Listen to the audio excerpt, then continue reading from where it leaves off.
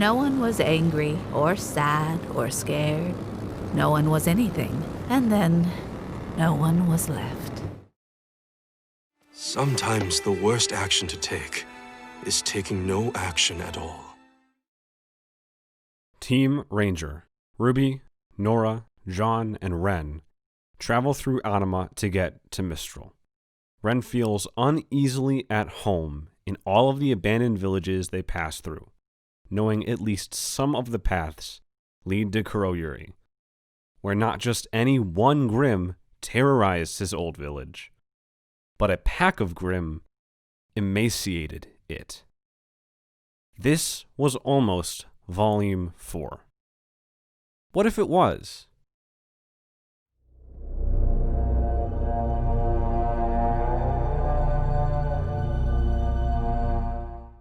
Hello everyone, Rising here, and the Apathy were introduced in Volume 6, Chapter 6, and they are among, if not the, single scariest grimm we've seen on Remnant so far. They are also one of the earliest grimm concepts. Miles Luna thought them up sometime well before Volume 1 began to air, deep into RWBY's concept and world-building meetings. He wanted something frail, and something that would pose a threat to who the heroes are at their core, what they stand for. The Apathy were thus planned for after the fall of Beacon ended, and early Volume 4 scripts had it in them. However, ultimately the Nuckelavee fit into Volume 4 as the scourge that plagued the region of Anima Ren once called home. But let's stop and ask, what if we switched out the Nuckelavee for the Apathy? How would that change Volume 4? For the better? For the worse? What impact would it have on the story exactly? So let's go through Team Ranger's storyline and see what changes.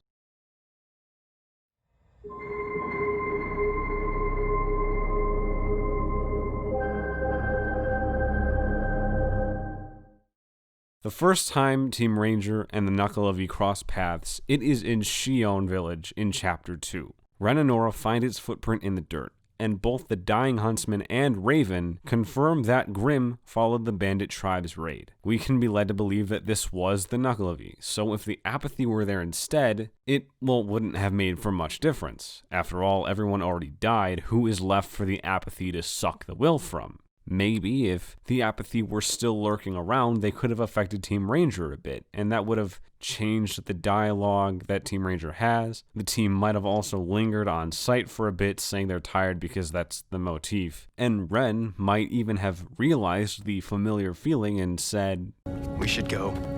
It's not safe here." While that line would work for any grimm, it has entirely different implications for the Apathy.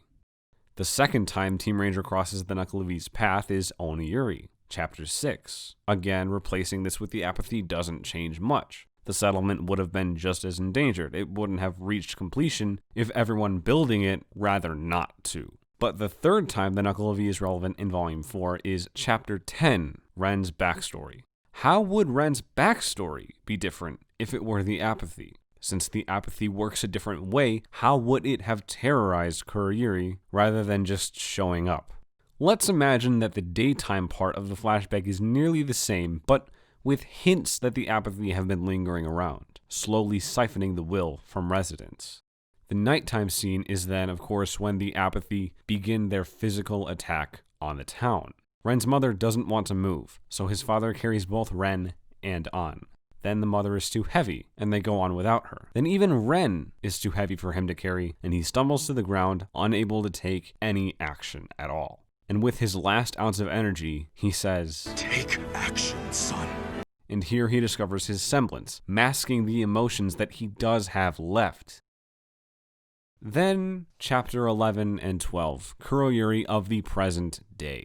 I'm not certain how the final battle would go. Volume 6 uses the Apathy as a catalyst for RWBY's Silver Eyes, since it's a mechanism requiring the deep-seated desire to protect life.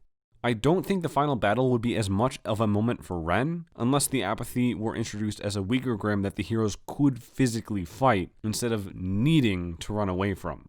It would be a more satisfying conclusion for Ren's arc if he could actually kill the grimm instead of running. Where it really hits is RWBY's monologue. Once Team Ranger makes it to Mistral, What does RWBY have to say? It's been hard on all of us, and I'm not just talking about the monsters we fought out here. Every step we made took us further and further away from the things we knew, and every morning we woke up wondering if just over the next hill would be something good or something terrible. It's scary not knowing what's going to happen next, and the things we do know now, just how bad it can get, almost makes it all worse. But if we gave up every time we lost, then we'd never be able to move forward. This is what we were training for, Yang, to become huntresses, to be the ones to stand up and do something about all the bad in the world. I know it can feel impossible, like every single day is a struggle against some unstoppable monster we can never hope to beat, but we have to try. No matter how long the journey was, if the apathy were there, draining them without them even knowing, it would have made the journey feel so much longer. Each step would feel like it takes that much more energy from the last than it already would have. And the lack of a light at the end of the tunnel would make each step feel pointless under the apathy, even futile. Looking now to Volume 7, Ren sides with Ironwood in the second act out of his desire to take action. After Ren witnessed the attack at the rally, there Ironwood was, putting his foot down and giving a host of new orders. Ren took to that. And if we knew Ren was like that because the apathy sapped the will to act out of everyone from his village, the Ren we know in Volume 7 just would have hit different.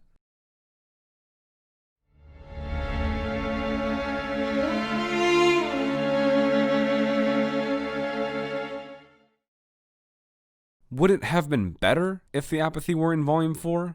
I still enjoy the Nuckelavee. It was sufficiently scary. But the apathy is downright horror.